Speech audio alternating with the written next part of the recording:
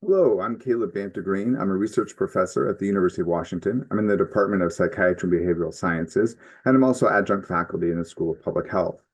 I'm going to share with you this video abstract for our new paper, Community-Based Medications First for Opioid Use Disorder, Care Utilization and Mortality Outcomes. So we know a large treatment gap exists for people who could benefit from medications for opioid use disorder, or MOUD.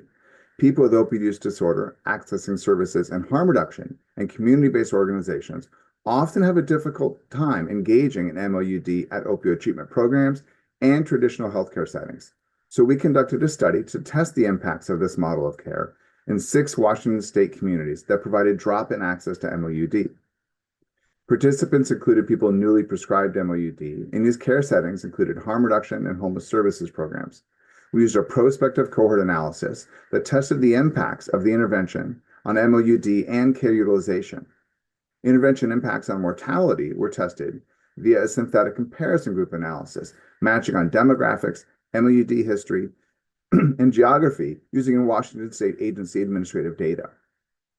We enrolled 825 people in the study, of whom 813 were matched to state records for care utilization and outcomes. Cohort analyses indicated significant increases for days supplied buprenorphine, months with any MOUD, and months with any buprenorphine for people previously on buprenorphine. All of these results were significant at a p-value of less than 0.05. Months with an emergency department overdose did not change. However, there was a significant increase in inpatient hospital stays.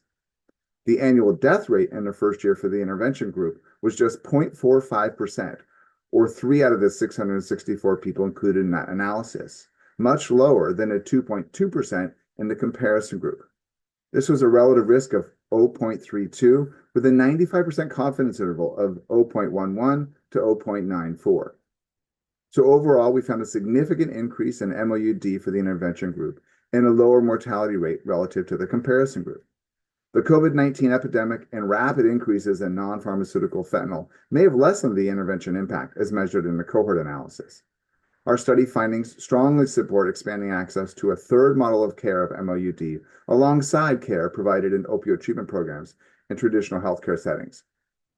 We're particularly encouraged by these strong findings, which, while expected for MOUD in general, are very important to see in the low-barrier care settings where we worked and the highly marginalized population that was served.